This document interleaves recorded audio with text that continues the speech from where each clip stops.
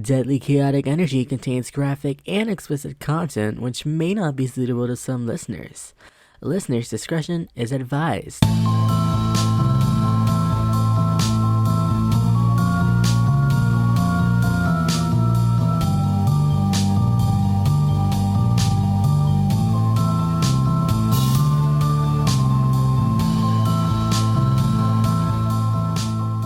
Hello and welcome to Deadly Chaotic Energy, the podcast where two people from across the globe bond over their joint queerness and love of true crime.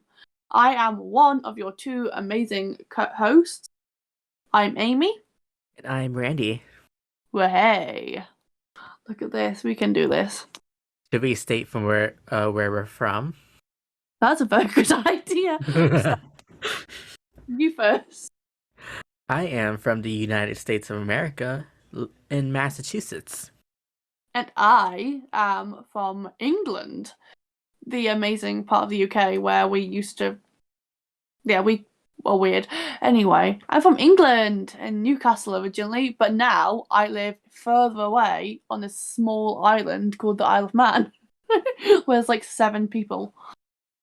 Honestly, did not know the Isle of Man existed, to be honest. Ew! It's fine. We are like... I don't even know. I've actually grown up here. Well, I didn't grow up here. I grew up coming here on holiday, and then about 3 years ago, I just went, I am moving here. And my grandparents were like, okay. Must be nice. It's always sunny in Philadelphia. Oh, No, I've not seen that American sitcom. me neither. I don't even know why I said that. And I've been to Philadelphia though, not sunny. It's the ironic title for the show, actually. Yeah, I haven't, and the closest I know to Philadelphia is the amazing cream cheese. Didn't even know they sell Philadelphia cream cheese over there. Do they actually? I just want to go there now. Just want to buy Philadelphia from Philadelphia. Like, just like the irony. That would just be amazing. That's so funny, actually. Yeah, just go like, I've flown all this way. I'm just gonna buy a pot of Philadelphia now and go home. No. Anyway, so what are you drinking and why? I am drinking a pineapple ale or pineapple beer. It's a product from Lithuania. Should I do a little Yeah, what's it go called? ahead. Connoisseur about it? Or what's it called? Yeah, I something like that. Can I see it? I don't know. I don't know. I'm not familiar with that. I don't speak English. I might be from here, but I speak my own language. But just like Christine from And That's Why We Drink, English is not my first language. It's my soul animal. So let me get this up. This is the description on their website. It is Ooh. remnant of your favorite tropical cocktails. Burgkopf pineapple beer is a refreshing, sultry blast of fresh fruit flavors. The mild malt sweetness enhances the perception of freshly blended pineapple juice. Need a pop? Grab a pineapple straight from the can.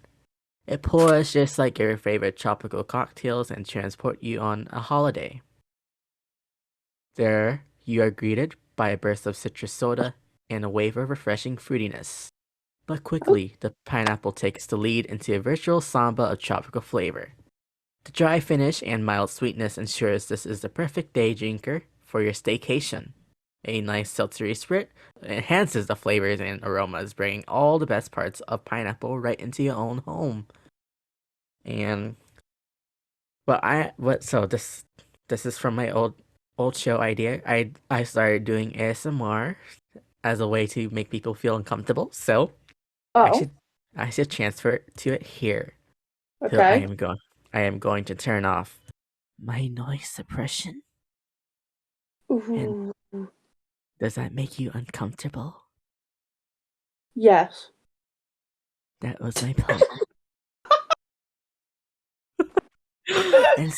and so I am grabbing this girthiness cylinder-like shape. Oh And God! Don't start reading erotica now. Come on. We've I'm got no rubbing time it, to go. and I'm about to flick the tip of this can open. Are you ready for it to pop? I'm ready. Ooh, nice pop. Thank you. There's a call out to Wine and Crime there. Yeah, I had to do Amanda. Okay, Amanda is my spirit animal. I love Amanda. I'm honestly, I don't know. I'm either Lucy or Amanda. I'm Amanda all the way to the top. I'm Amanda with her daddy voice, I and just everybody hates it. oh, Should we tell the listeners how we met? By the way, I mean, I think that might be a good idea. yeah. Our mutual love, and then that's why we drink. Mm-hmm. The Paranormal and True Crime Podcast, brought to you by M. Schultz and Christine Schiffer. And if you ever just happen to hear this, either M or Christine, then please sponsor us because we need money and we love you. Please, I'm so poor. I live in a cardboard box. Okay, this is how poor I am. I still live with my mother. Oh God. Anyway, I should go on to what I'm drinking. Yes, what are you drinking? I have because I've been okay. I'm not gonna lie. I have been out on, and I will explain in a minute. But I've been out, so I am not drinking. Um, I have instead from. Did you have a co-op over there? Co-op, what is that? A co-op. Oh god, it's like a grocery store. But I have a co-op No. own brand banana milk. And on the side, I just have to read you these. There are 3 amusing jokes, as it says, amusing because it's England, and 3 fun facts. So I have to do this. Why did the banana go out with the prune? Why? Because he couldn't find a date. Oh no. Okay. Fun fact, I love corny jokes like that. Oh, come on, there's 3 of them now. Why did the banana go to the hairdressers? Why? Because it had split ends. Oh no. And what do you call 2 bananas?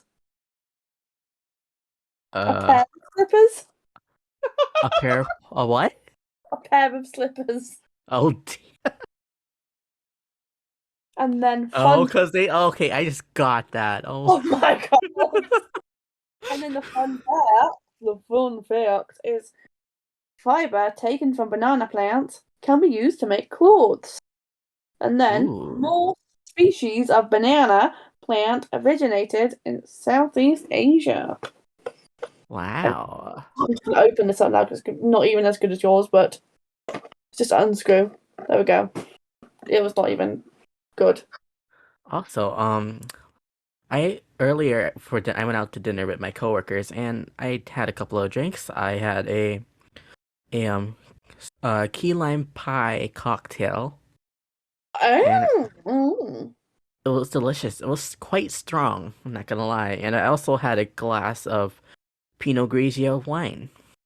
ooh. No, you see, I went out before this to a drag show because shout out to Fenella Beach for being my mate and Vida Lufius for my 2 amazing drag queens who I happen who by the way look at them on social media. I do recommend. They are fabulous, but also because and this is why I drink. Drum roll, please. But The, that was me hitting my milkshake bowl. Um, the girl I have been flirting with from the grocery shop across the road from me for like over a month. Finally, we went out, and then she was like, she went, oh, I didn't realize you were flirting with me. And I was like, how many pints of milk can a girl buy? It's like, come on, some. that's like wow. This person really does like their milk. No, she was like, oh, I should actually add you on Facebook because we have good conversations. And then she's like, oh, I didn't realize you were flirting with me. I'm like, oh my god. That's fine. I bought her drinks. We flirted. We had a good laugh. We were only meant to meet out for an hour. It's 5 hours later. She's just left, and she only left because I kind of kicked her out to record. But no, Sorry, I got a podcast to record.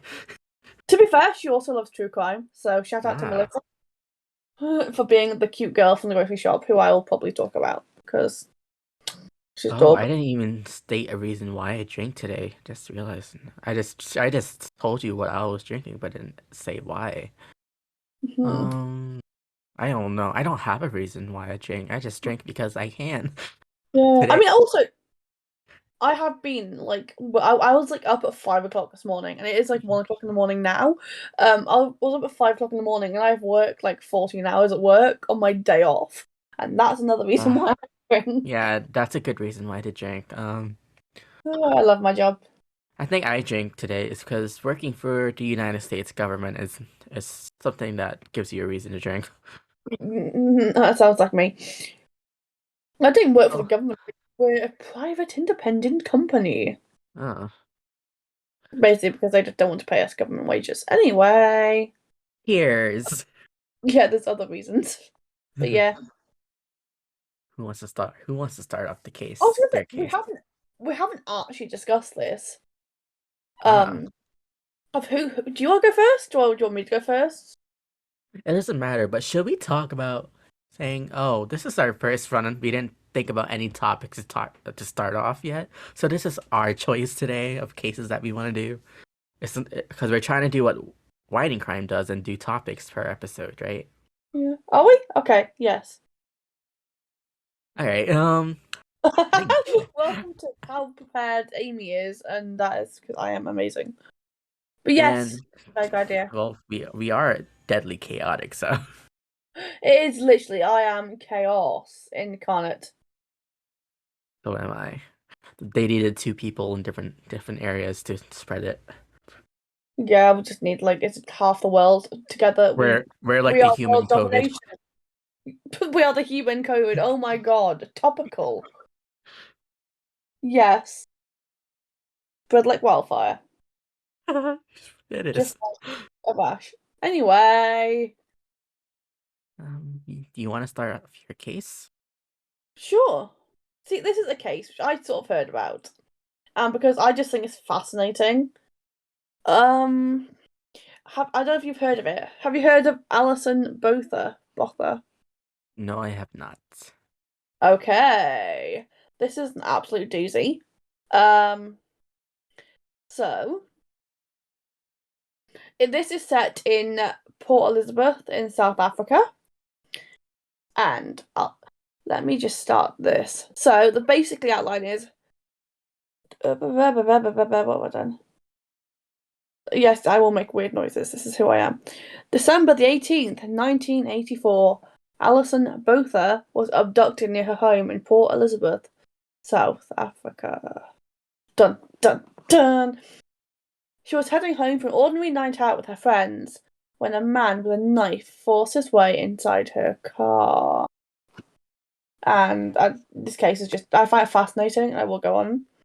So, Alison Botha, I should have Googled how to say that. I will probably go between the two because I can't speak. Anyway, Alison was born on September 22nd, 1967, in Port Elizabeth, South Africa. Her brother Neil is 18 months older than her, and her father's name is Brian and her mother's name is Claire.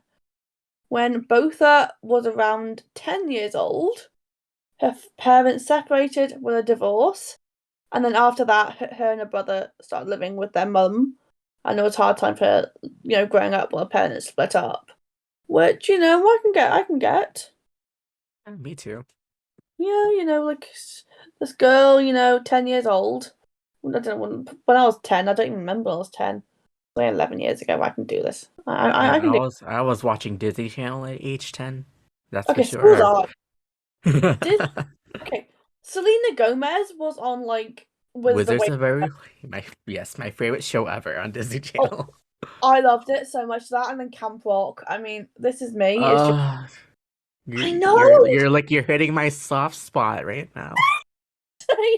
It's like, oh my god, yes.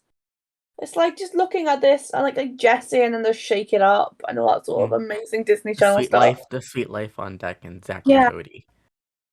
Bit like yes. Charlie.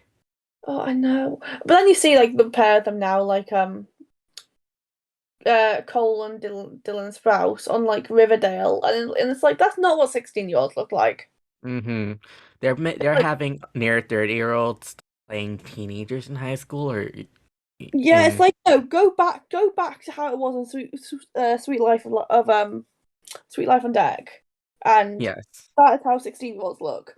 I had braces. I looked awkward as hell at 16, but then there's my sibling who just looks fucking amazing at 16, and Yes, at 16 I had colored hair and was in a very emo stage.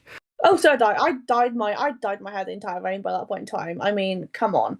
I literally I think I dyed my hair dark blue and looked like I went around saying I was Bellatrix Strange at 16. So Basically what I have now. Blue hair. great. So me being 16 is the equivalent of Randy being your age. Anyway, I should actually get back to my actual subject. Anyway, so talking about her education, she studied at a private school in her hometown. So our girl's educated. Is educated. She was head girl until she graduated high school from the Collegiate High School for Girls in Port Elizabeth. Later, she went to college at Boston University. Oh I live wow. in Boston. I am about a 40-minute drive from there. Yeah, I do know where Really? you Boston University is. Ooh, close to you. I didn't even mean for this to happen. I was just like, ooh, Ah, yay, guys. it all circles back. Yes. Do do do do do. Shout Do. out to Em and Christine for going to BU. Yes. And then shout out to me for just never being anywhere near America. I live. Okay, I think the closest we got to Boston was was like we gave you tea and you chucked it in the ocean. Yeah. See, I know that. I kind of wish you guys overran us because the American politics is quite uh chaotic Well, right now. okay, we gave you like Harry and Meghan, and yeah, that's gone very well. Anyway, let's not go political in the first episode, even though that's probably what I'm going to do anyway. So, so besides, she had taken the program, African Studies program at the University of Wisconsin, Madison. Oh, should I do my Midwestern accent? Wisconsin. Okay. There's a lot of cheese over there. Anyway, Madison. Furthermore, she became a motivational speaker at the Women and Leadership Australia (WLA) in Melbourne, Victoria. So this girl has been all over the earth. Which Wow. go da da da da da da. So I've already wait. Why have I done that? I've already got that. When she returned home, she had a job as an insurance broker, which she enjoyed. Sorry, I know I'm really confusing myself on my own notes right now because I've written the same thing twice. That happens So to me, don't welcome, worry. Amy. Amazing. The night of her attack seemed like an ordinary night, at least at first. After spending some time at the beach with her friends, Botha brought them back to her apartment for pizza and games. When most of the group left, Botha drove her last friend home. Then Botha headed back to her apartment. But she wouldn't make it inside. Oh, Dun dun dun. undone Law and Order SVU. Yes. So I know we shouldn't actually laugh. After Botha parked her car, she reached towards the passenger seat to grab her bag of clean laundry. Well, my phone's just going 100 miles an hour right now. Thank you. After Botha parked her car, she reached towards the passenger seat to grab her bag of clean laundry to take inside. But suddenly, she felt a gust of warm air. A man with a knife had opened the driver's door. "Move over or I'll kill you," he said. Terrified, Botha did as she was told. The man took control of the car and soon sped away. I don't want to hurt you, said the man, who identified himself as Clinton. I just want to use your car for an hour. Okay, we all know fucking patriarchy, that's lies. Yes. It's like, I don't want to hurt you. It's like, you broke into my car, bitch, fuck off. We all know I'm gonna die, so I will swear. If anyone kidnapped me, I would be given back within seconds. They'd be like, yeah, bye. That's why my mum was always like, yeah, you can say, you're safe. You're just too annoying. I feel that. Yeah. Clinton, whose real name was Franz de Troyes, then travelled to another part of Port Elizabeth to pick up his friend. Okay, I can't pronounce this. This is gonna be amazing. Thunes Kruger. I always call him Kruger because it sounds like Freddy Krueger. Freddy Freddy Krueger. Krueger. Then the men then took Alison Botha to a secluded area just outside the city. Frozen, Botha knew something horrible was about to happen to her. Franz de Troyes and Kruger told Alison Botha they were going to have sex with her. They asked her if she would fight them, clearly trapped and terrified for her life. Botha said no. Fucking patriarchy. The two men who had a history of violence against women both raped her, and they were soon determined to kill her as well. But No. they're idiots. First they tried to suffocate her, but even though she lost consciousness, Botha clung to life. Yes, Frustrated, girl. yes. No, I'm sorry. This woman needs like all the good luck and all the karma and all the chocolate that she deserves.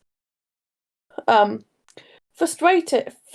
For God's sake, I need to put my teeth back in. Frustrated, Detroit and Kruger took the brutality to the next level.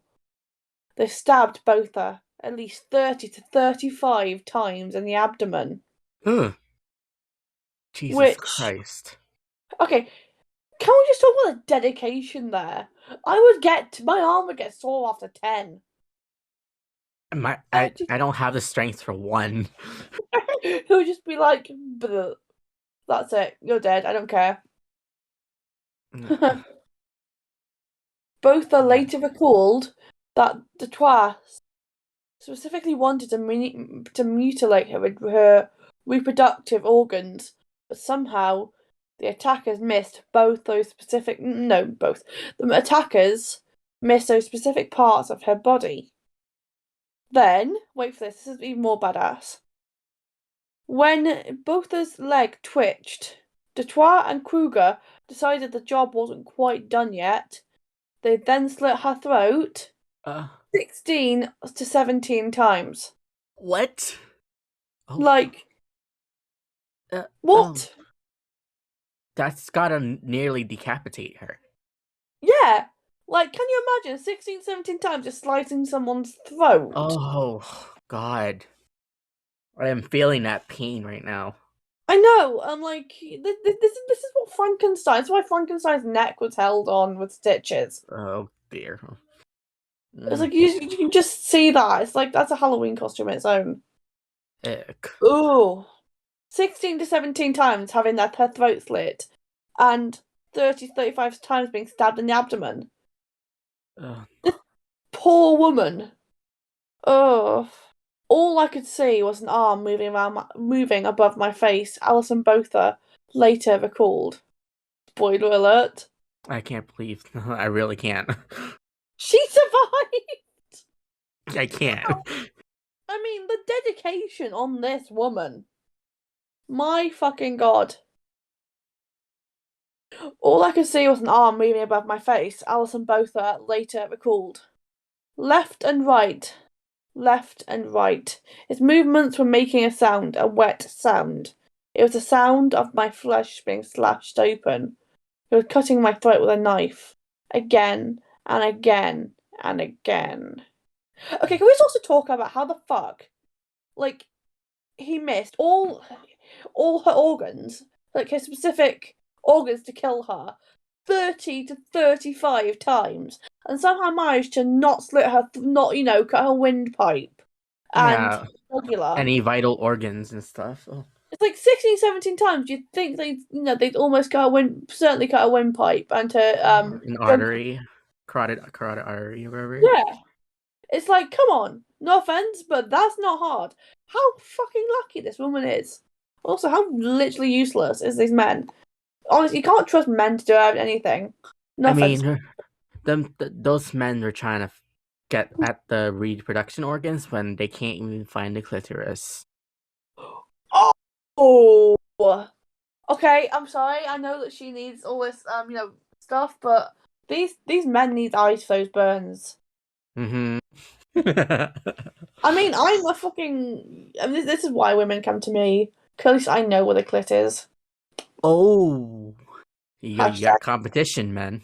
Hashtag. Please date me. I'm lonely. Anyway, enough about my non-existent sex life. Botha's mind struggled to make sense of what was happening to her. It felt unreal, but it wasn't, she said. I felt no pain, but it was not a dream. This was happening. The man was slashing my throat. As the men finally stepped back, Botha heard them admiring their work and speaking Afrikaans. Can we just point out what the hell? Admiring their work, you sadistic bastard. Yeah, sounds kind of gross. You absolute bastard. I mean, Jesus. Speaking Afrikaans. Do you think she's dead? One of the attackers said. No one can survive that, the other replied. Idiots. Apparently satisfied that they killed her, Detroit and Kruger drove away, but little did they know that Botha was still breathing. Mm. Lying alone on top sand and broken glass, Botha knew, had to at least give a clue about who did this to me. She then decided to write the names of her attackers in the dirt, and then beneath that she wrote, I love Mom. Mom. I mean, how No. sad? Do you think you're gonna die? Because you just had your throat slit. You've just been stabbed like 30, 35 times. Your throat slit 16 to 17 times. Yeah. Like, I can't even imagine the amount of fear this poor woman would have felt. I mean, no. But soon, Christ. Botha realised she might have a chance to survive. In the distance, she could see headlights streaking through the bushes. If she could just manage to get to the road, someone might be able to help her. When Alison Botha moved towards the headlights, she realised the full extent of her injuries. As she pulled herself up, her head started to fall backward, since she had nearly been decapitated. Mm-hmm. I can see that. It's so disgusting. I'm just imagining, Nearly Headless Nick just like pulls his head to the side. Mm. Have you seen Harry Potter? I seen it. Yes. Like in that first episode, that first film, where it's Yes. like Nearly Headless Nick, his head just pulled to the side to like reveal his Yeah. neck. It's like nearly headless. How could he be nearly headless? It's like this is how she is nearly headless.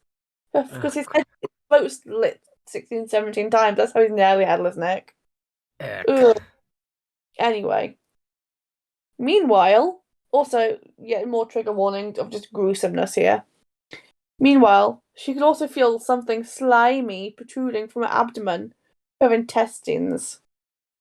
She had to use one hand to keep her organs from spilling out, and the other to literally hold on to her own head. Oh my god. Can you imagine that poor driver? Oh my god. This can't be real. This is like a movie. It's a creepypasta, spoiler alert. Anyway, it's not. It's not. This is real. This is real. Okay. But like, can you imagine that poor man just being like, "Oh yeah, I'm just driving along, driving along. Look at this, it's a fucking zombie. It's a zombie apocalypse. That's it. The world's ending." That's like The Walking Dead Part 2. Yeah. Ugh. Both are recalled. As I struggled forward, my sight faded in and out, and I fell many times but managed to get up again until I finally reached the road. I mean, my sight faded in and out. No shit, Sherlock. Your head's falling off. No offense to Alison at all. You are an amazingly strong human being. I just am very sarcastic. There she collapsed along the white line. Even in her disorientated state, I can't speak English, disorientated state, she knew that this was the best position to attract the attention of a motorist. Fortunately, both didn't have to wait for long. A young veterinary student, because again, zombie film, the vet's always the first one to win. Because, yeah, vet's always just the best.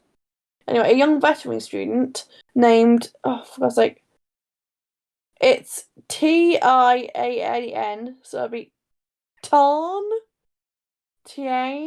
Tan, I can't pronounce him. Anyway, Eliad, so I'm calling Eliad now, who was visiting Port Elizabeth on vacation from Johannesburg, saw Botha lying in the middle of the road and stopped. God put me on that road that night for a reason, Eliad later said. He used his veterinary training to tuck Botha's exposed thyroid back inside her body. And Eliad called emergency services for help.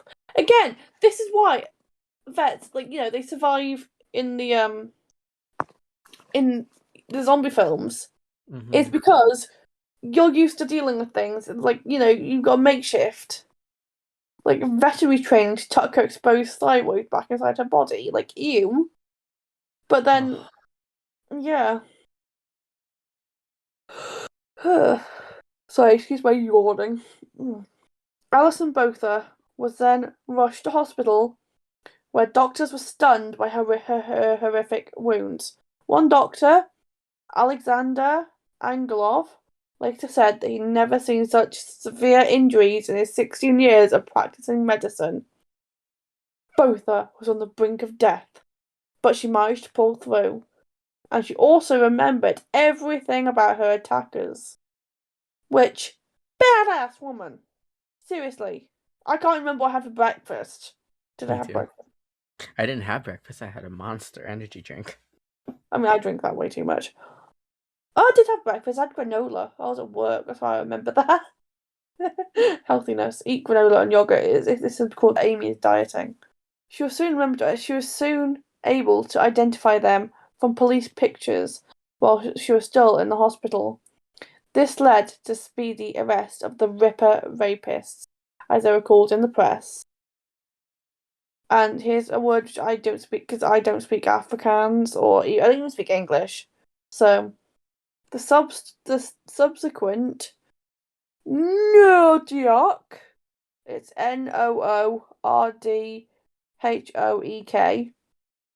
Noordhoek, Nordhoek. Any clue? Nordhoek Ripper trial captured the attention of the South Africans everywhere.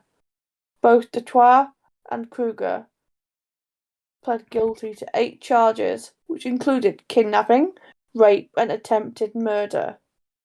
Which, come on. Attempted murder. I mean, it's like, how do you think you can get away with it? You sliced a girl's neck 17 times and you stabbed her 35 times in the abdomen. And also, you just happen to miss every single important organ. That's action movie shit, that is. But they just have one band-aid to fix them up. Ugh. But even though they were both found guilty and sentenced to life in prison in August 1995. So that sentence in August 1995. And that was 10 years after she was abducted. Because that's August 1995. And she was abducted December 18th, 1984. How did it take you 11 years? I know the politics in South Africa were quite flimsy at the time. So Yeah. Ugh. But even though the worst was behind her, Alison Botha still suffered from both physical and emotional scars from the ordeal. In order to recover, she decided she needed to face what happened to her. Which, you go, girl! Because you're so much stronger than I'd ever be. They tried to cut your head off, and you still, like, I need to face it head on. Like, head on, ha ha ha ha. But yeah, when you're holding your head on. Oh, it was there! I can't. It was there. Facing it while holding your head on to your shoulders. Anyway, um, after a few years, she believed in herself and realized herself as a survivor. So, she became a motivational speaker and inspired millions of victims of assault to believe in themselves as a survivor. Which, again, you go, girl. You're powerful. You deserve all the good juju out there. Alison Botha soon began traveling around the world, telling her story in at least 35 different countries. One of the very first women from South Africa to speak publicly about rape in both her home country and abroad, she helped inspire other survivors to come forward and tell their stories as well. This attack has put me on the path where I get to travel the world and help inspire other people, said Botha. In 1995, Botha won the prestigious Rotarian Paul Harris Award for Courage Beyond the Norm and Femina magazine's Woman of Courage Award. She was also honoured as Port Elizabeth's Citizen of the Year. Citizen of the Year? She should be Citizen of the bloody century. She had her head cut off. Yeah. And still survived. I mean, ooh, come on. Since then, Botha has written 2 books. In 2016, her survival story was brought to life in the movie Alison, and today she's still considered one of the most inspiring motivational speakers in the world. She's also the author of a book based on her life named I Have Life. I Have Life, you're a very lucky woman. Published in November 1998, which she wrote with co-writer Marianne. I don't have a surname for Marianne because I didn't do that much research. I am amazing. In her book, she gives people hope to hold on to something in life. Many people lose hope after having brutal experiences. Still, Alison found that hope in life and shared her experience so that other people wouldn't give up on their life. She is truly such an inspirational and strong-willed person. And then, because she deserves it, Alison is happily married to, I should have really googled this, Teenie Botha. Tiny? Tienie. Teenie, I think he's called. During her time of recovery, she met him and they fell in love. Later, they got married in February 1997. So, I mean, this is true love here. At the time, Teenie himself was struggling with depression due to childhood, not COVID. COVID's a bit too far in the future there for you, mate. Way too far. We all relate to that. At the time, Teenie himself was struggling with depression due to childhood trauma. They knew each other many years before, but not too well, until they met again a year later after her attack. They were both fighting depression at the same time, and both became each other's salvation. But for Alison Botha, because remember, the twat wanted to destroy her reproductive organs. Remember that, very important. He was aiming for that. Oh shit, lost it. So yeah, very important. For Alison Botha, perhaps the greatest gift of all has been the birth of her 2 sons. During her attack, Dutoit had specifically tried to destroy her reproductive organs. That was his intention, Botha said after the birth of her first child in 2003, which makes the news so positive. Yay! Due to injuries, it was almost impossible for her to bear a child. But again, a miracle happened, which I think a miracle happened when she managed to hold her head onto her bloody shoulders. I mean, it genuinely, that is just a sight of like, yeah, it's a zombie film. The world has ended. Feel so sorry for that poor driver. Um, possible, but again, a miracle happened, and she was able, and she gave birth to her 3.6 kilogram son Daniel on the 14th of November 2003. Cool, because wait, 2003. Hey, I was born then. That's good. Yeah, I I like was them. about 4. I was about to turn 3. I was like a month off turning 3 there. Yay. Later on, she gave birth to another baby boy. Her children have asked her about the scar on her neck, to which she replies, Mummy was hurt, and sometimes when you get hurt, you get a scar afterward. However, she didn't want to hide what happened to her from her children and wanted them to hear it from her rather than from her book or documentary. She told them in depth. She told them the depth of the incident once they were old enough to handle the truth. Which, yeah. But also, they're like 18. That's like, Yeah. Daniel's like 18. Wow. I can do maths. Um, oh, I've written the same note again twice. It's typical of Amy. Life can sometimes make us feel like the victim, Botha once said. Problems and hardships and traumas are dished out to all of us. Sometimes they can be divided very unfairly. Remind yourself that you do not have to take responsibility for what others do. Life is not a collection of what happens to you, but of how you've responded to what has happened to you. Which, what's happened to you? You ran. I don't even know how far you ran. But you had to hold your intestines into your abdomen and hold your head onto your shoulders. You deserve all the good juju in the world. So, and that was Alison Botha. Fun fact, her zodiac, because she was born in September, she is a Virgo. I have not got a horoscope, I was going to. And I'd like, quote my sources are ABC Fact and interestingfacts.com. To thank you, which because I 110% did not just copy and paste and edit from there. That was so fucking dark. Hello and welcome to the very first episode where Amy just scares everybody away. Don't worry, mine's also a doozy as well. Yeah, it's fine. But oh my I, god, I don't know how she me survived that neither. shit. I mean, genuinely, nearly headless Nick there. Holding head on. Can you imagine that poor driver running like like oh look at here, it's driving along. It's a nice day. It's a nice day or nice evening. Stars are out, moon's out. Holy fuck! There's a woman with her head whole hanging off and her intestines out. Oh god. I mean, can you imagine? What's just her intestines hanging out look like sausages? It would, wouldn't it? Just like sausages hanging out of someone's abdomen, like a big long sausage. Yeah. Ugh. Yeah. Oh, ick. Luckily, I'm not for the sausage. Sorry.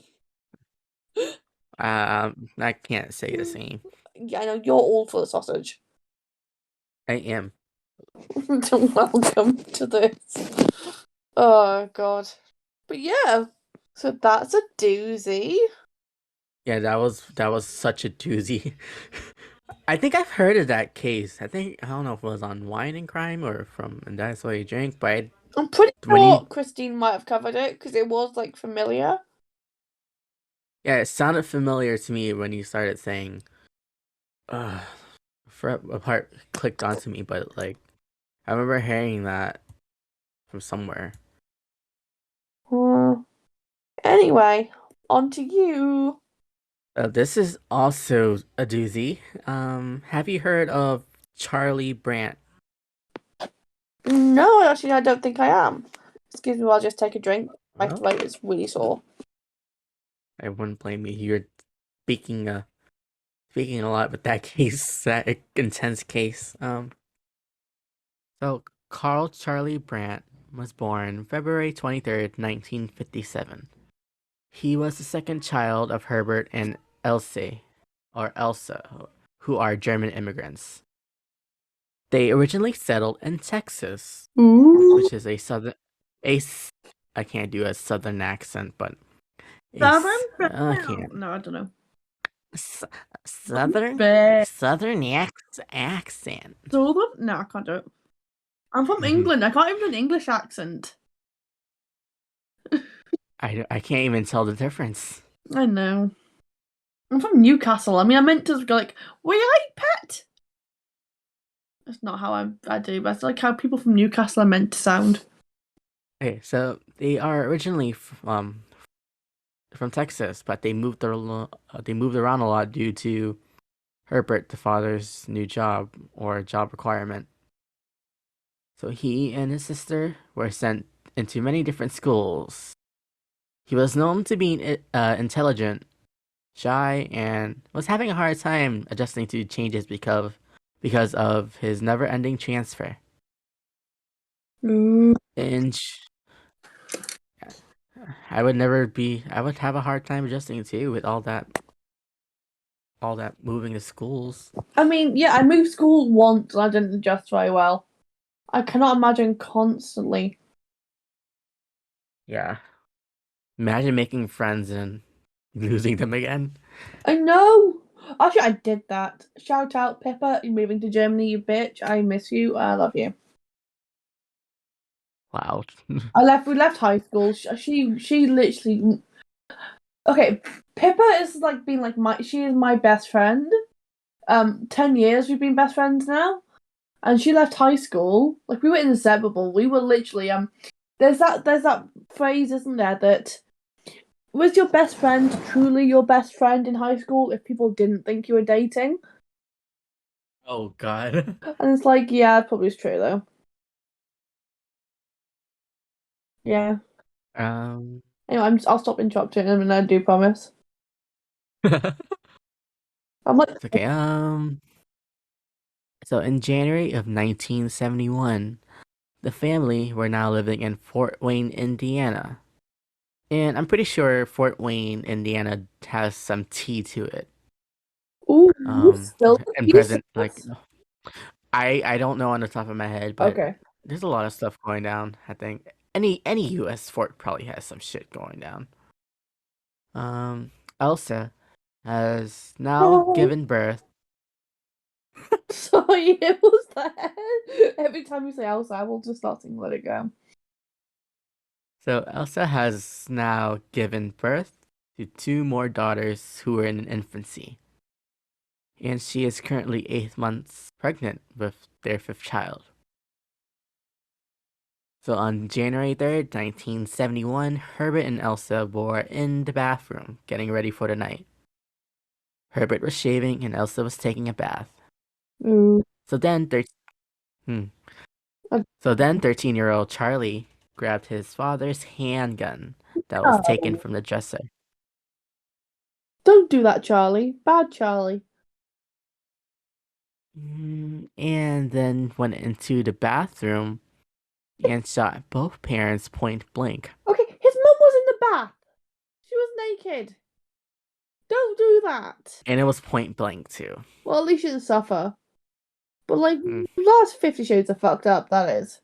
yeah, his father survived, but the mother and the unborn child both died on instant impact. Oh, So then, Brandt decided to go into his older sister Angela's room next and attempted to shoot her, but his gun wouldn't fire. oh, So instead, yeah, God bless for that. yeah.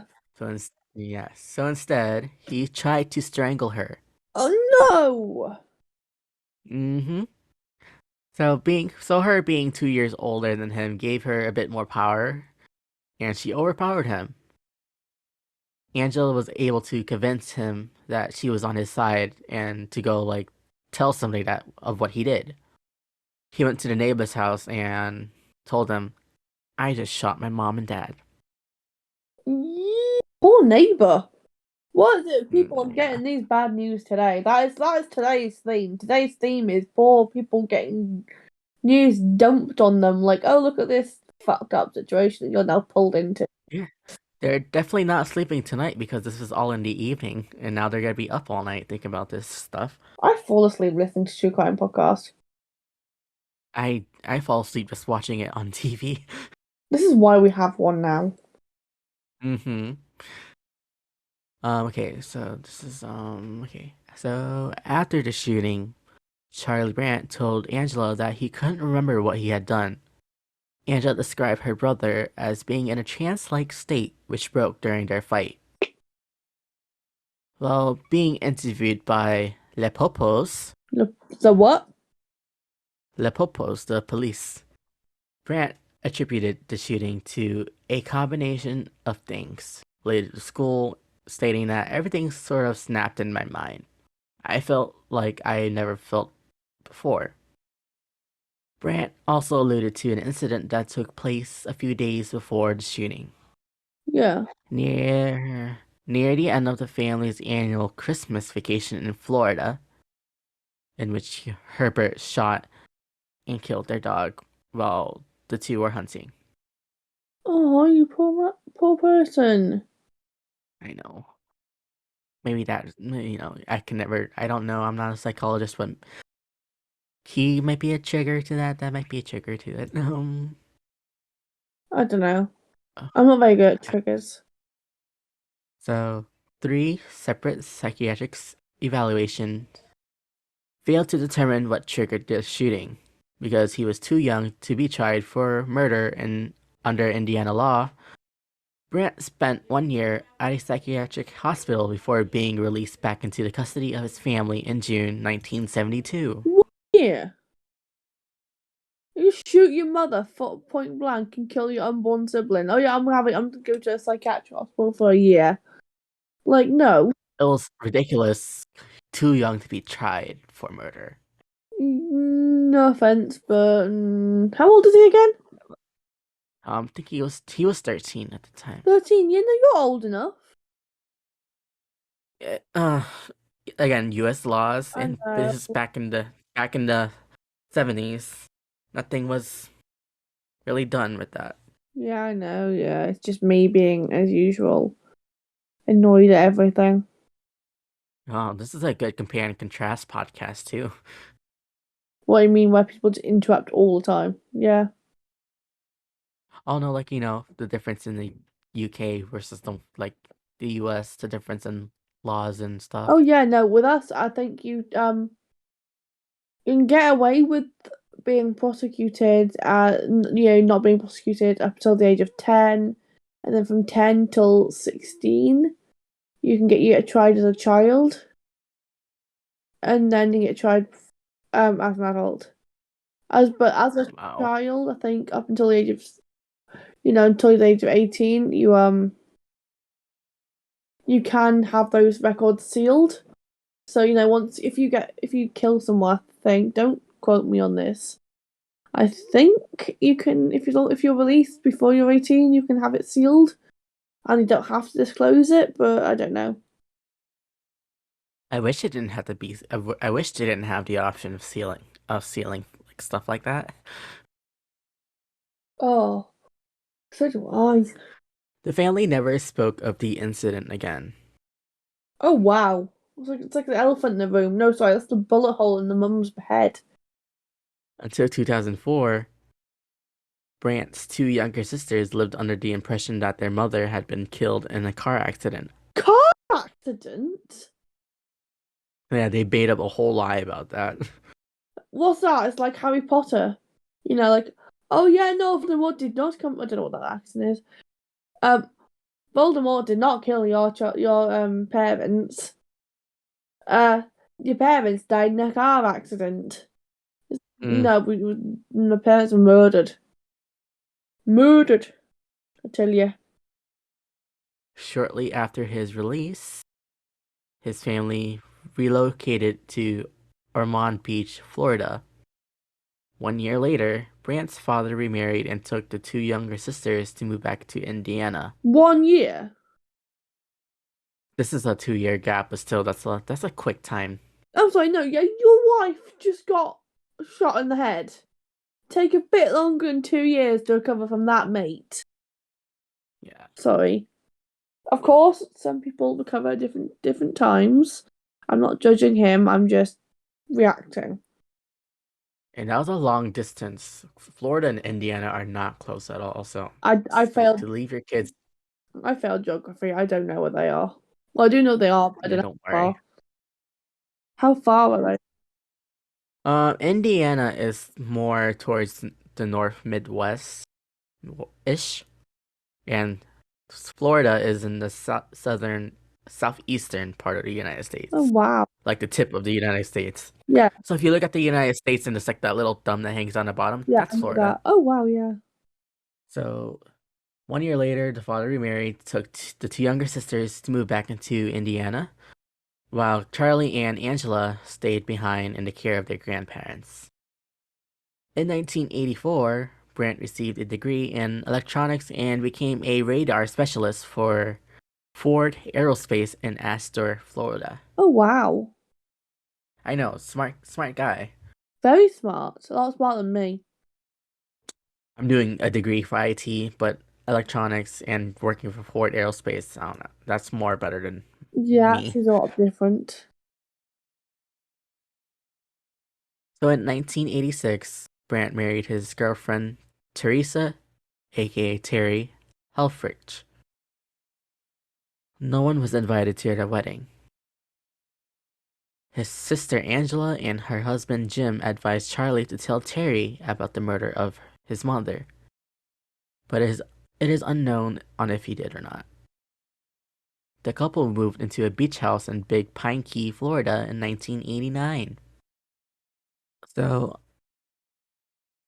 on September 2nd, 2004, Charlie and Terry evacuated their home due to Hurricane Ivan. Their niece, Michelle Lynn Jones, invited them to stay at their home near Orlando.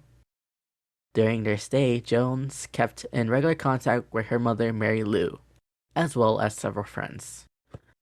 On the evening of September 13th, one of Jones's friends, Lisa Emmons, was planning on visiting her home, but Jones told her not to come to the house because Terry and Charlie were in an argument after drinking. That was the last time anyone has heard from her again. This is gonna take a turn. On September 15th, another one of Michelle's friends, Debbie Knight, went to the house to check in with her while on the phone with Michelle's mother. Mhm. After finding the front door locked, she tried to enter the house by going to the garage door. She looked into the window of the garage. That's where she found Charlie Brandt's decomposing body hanging from the rafters using bed sheets as a way to hang Oh, himself. oh, Yes. So Knight contacted the police, who entered the house and found the bodies of Terry and her niece.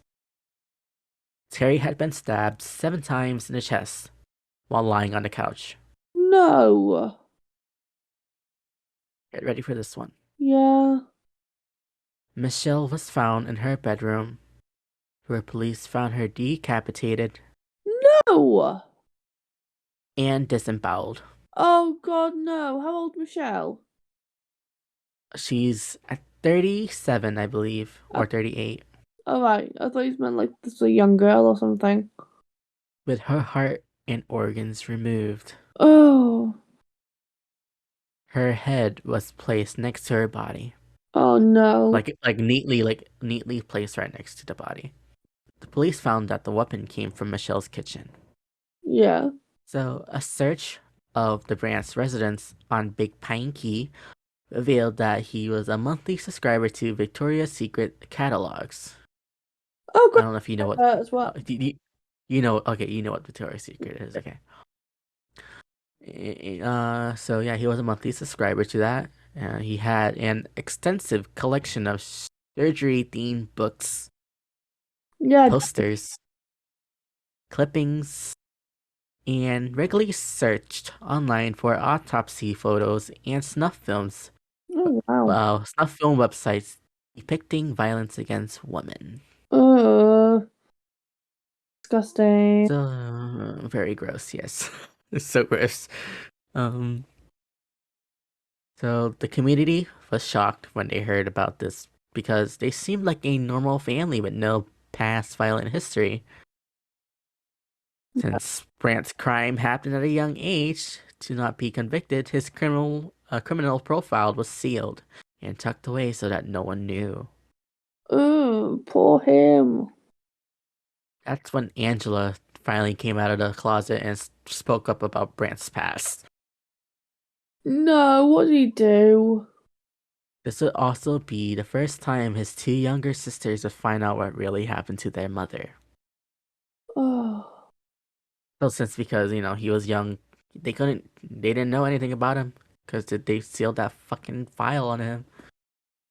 So because of Brandt's murder of Michelle Jones indicated that he's done this before, and because he traveled a lot for his job, police decided to check the cold case files in Florida that matched his apparent modus operandi, or MO. They also launched requests for similar inquiries in the US and abroad. The search came back to 26 unsolved murders dating back to 1973. So Terry's diary has an entry where it stated that Charlie has come home late at night or even been out all night. yeah. So as mentioned, here are some of the cases that police thought he was involved with. Yeah. So in 1978, Carol Sullivan was 12 years old. Yeah. How old he been? Late Shoot, this was 30s. like, I think he was 13 in 1973. Yeah. Um, so I think he would have been probably early teens. Oh, I'm not early teens. I mean late Yeah, teens, no, probably yeah. 20. Yeah. So, yeah, he would have been 19. Yes. I think I am not good with math right now. So yeah, Sullivan was abducted from a school Yeah. uh, bus stop in Volusia County on September 20th, 1978. Oh well. Her her skull was found in a bucket, No. leading authorities to presume she was murdered and decapitated. Okay. Oh. Oh, here's our answer. Brandt was 20 years old and lived in Volusia County at the time, but could not be tied to the crime in any other way. And That's I believe he did clever. that one. Yeah. He did that one. Next one, in 1988, Yeah. Lisa Saunders, age 20, Yeah. was beaten, Yeah, it's him. stabbed, dragged from her car in Big Pine Key in December 1988. Yeah. Her heart was missing when she was found, No. but it was unclear if it was extracted by an attacker or eaten by vultures. But, like, again, Lovely. it was most likely him, because he did live in Big Pine Key. Lovely, definitely lovely. So this next one is actually was connected to him. Yeah. So 1989, Sherry Paricio, age 38, she was homeless, and her partially clothed body was found on July 16th, 1989, near the North Pine Channel Bridge at Big Pine Key, where she lived on a dinghy. Oh wow. Her throat had been slashed, and No. her head had been nearly severed. That's the theme for today is nearly severed heads. Mm-hmm. Like Jones, her body was extensively mutilated, and her heart was removed. Horatio was found less than 1,000 feet, which I don't know in meters or like metric unit wise how many like meters it was, but 1,000 feet from where Brandt lived, and it's pretty close. 1,000 feet if you can't guess it.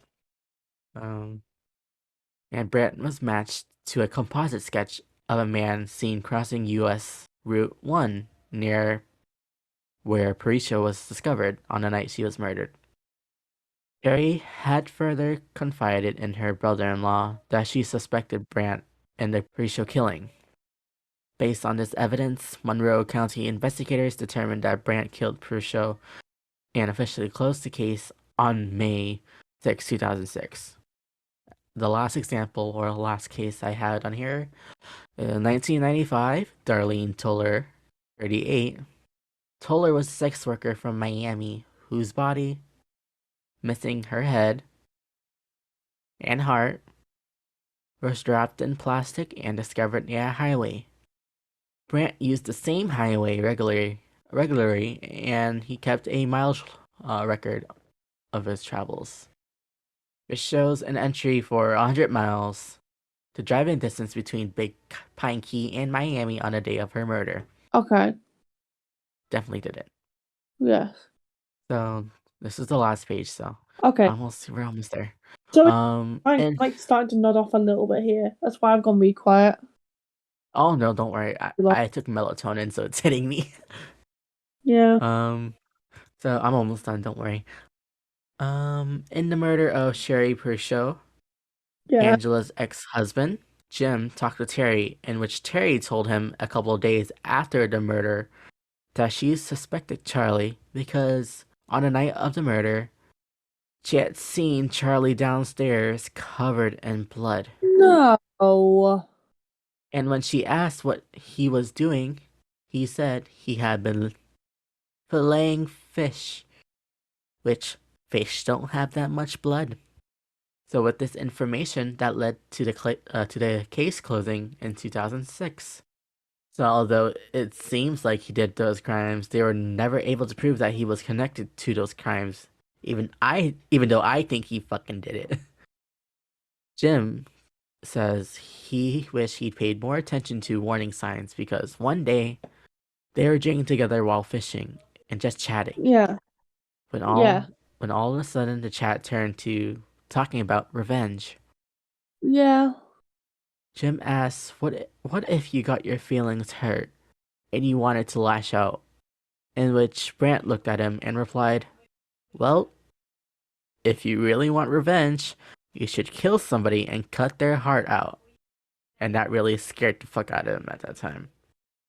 So Angela said that he was glad he ended his life because Yeah. for a little over 2 decades, she hasn't turned on the air conditioner and always made sure the windows and doors were always locked because she feared he would come back and finish what he started. Oh no.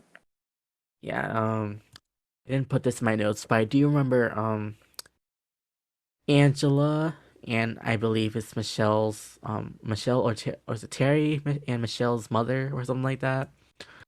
They were Yeah. trying to make this law where murderers, no matter how old they are, should be on a registry. They should be on a registry for that. But yeah, that was my case of Charlie Brandt, the potential serial killer. Wow. I like how we both chose pretty dark cases as our first debut episode. Definitely, yes. Wow. That's what keeps me mentally sane. Well, makes one of us then. Anyway. That was a good run.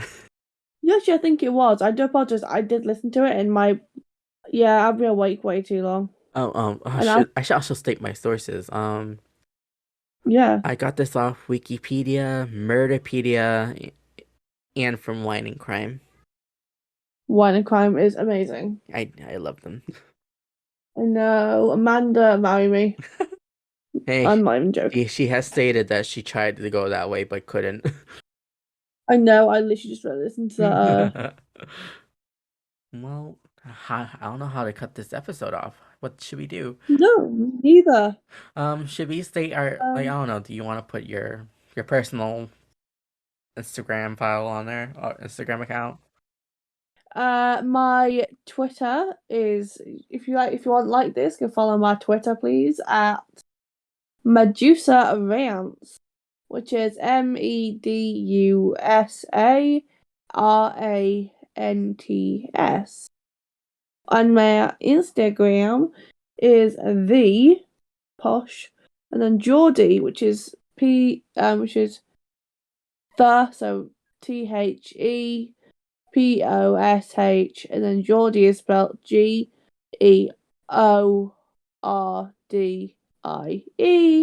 Follow me for my weird content and tweets from 9 times out of 10 about how tired or hungry I am. Because I have 2 moods. You guys want to follow me on Twitter, and on Instagram, even though I don't post much. On Twitter, I am Atomic Randy. For Instagram, it's the same thing, but an underscore between Atomic and Randy. Yay! You guys want to email us with, listener stories, Yeah. It is. anonymous confessions, or story topics recommendations. You can email Yes. us at deadlychaoticenergy@gmail.com. is it And we is have it energy? Facebook. Is it not podcast at the end, or is it? Oh, it is, yeah. Deadly Chaotic Energy podcast@gmail.com. See, I am so new to this, and also in my defense, I've been awake like 20 hours. Mm. And if Oh shit, 1 hours. once this episode is uploaded, please rate and review on Apple Podcasts, Please. because it does really help us out. Yeah, please. And I have already got my case sorted out for next week, which, if you think this one was a doozy, my god, next week will be a doozy. Are we doing topics, or are we just reading off whatever we have? I've just got one more Okay. of my case, and then we'll do topics. Okay. I will look into my notes from my previous show and see what I have in store. Anyway, so how do you want to end this? I don't know. This is should we just cut it off at a random spot, or should you just Just go like, bye. bye, see you guys next time. See you next week. Please subscribe. We love you. Love you, even though even though I don't know you. Yes. Goodbye, y'all. Bye.